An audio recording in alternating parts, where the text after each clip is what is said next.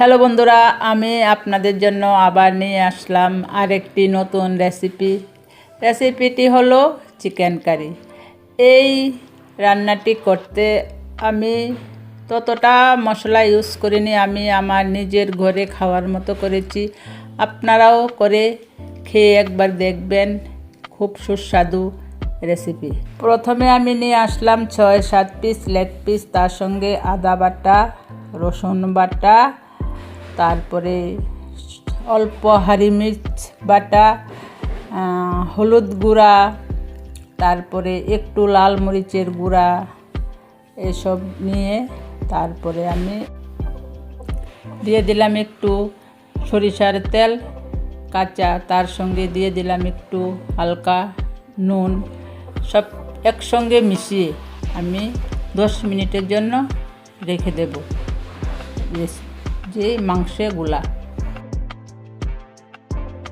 চিকেনের সঙ্গে দিয়ে দিলাম হালকা লেবুর রস, ওর সঙ্গে মিশিয়ে তারপরে আমি কিছুক্ষণের জন্য মাংসগুলোকে ঢেকে রাখবো।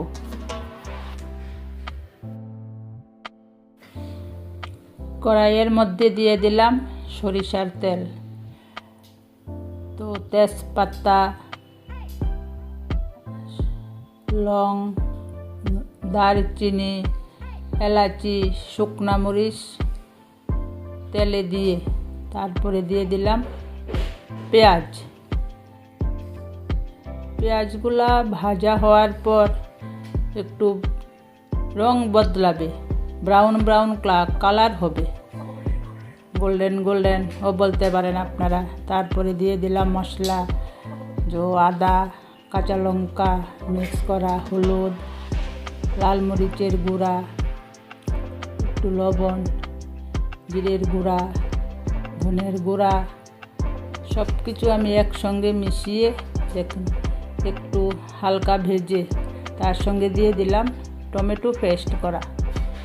এগুলাও ভেজে, টমেটোটার যে নিজস্ব গন্ধ, ভেজে মশলার যে গন্ধ, ভাজতে সে গন্ধটা সরে গেলে কালারও পরিবর্তন হয়ে যায়। তারপর আমি যে মেখে রাখা মাংসের টুকরাগুলো দিয়ে দিলাম, আস্তে আস্তে সেই টুকরাগুলোকেও ভেজে তারপরে হালকা নাড়াচাড়া করে মাংসের টুকরাগুলোকে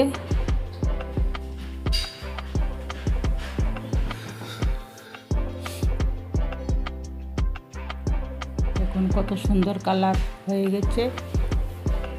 এখন আমি ঢেকে রাখছি 10 মিনিটের জন্য।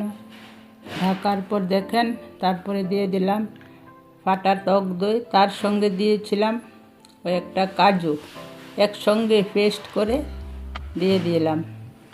তারপরে কিছুক্ষণ নাড়াচাড়া করে আবার ঢেকে রাখলাম 10 মিনিটের জন্য। দেখুন কত সুন্দর কালার, আমার মাংস মোটামুটি হয়ে গেছে। একটু চেক করছি আমি সিদ্ধ হয়েছে কিনা,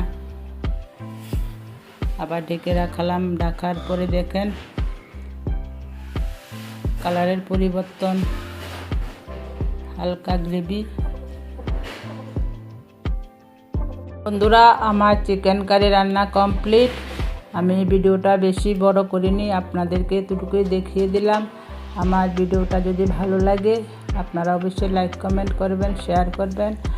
আর বাকি অংশ জানার জন্য আপনারা ডিসক্রিপশন চেক করে নেবেন, বাকি সব আমি ডিসক্রিপশনে দিয়ে দিয়েছি। Tata, bye bye.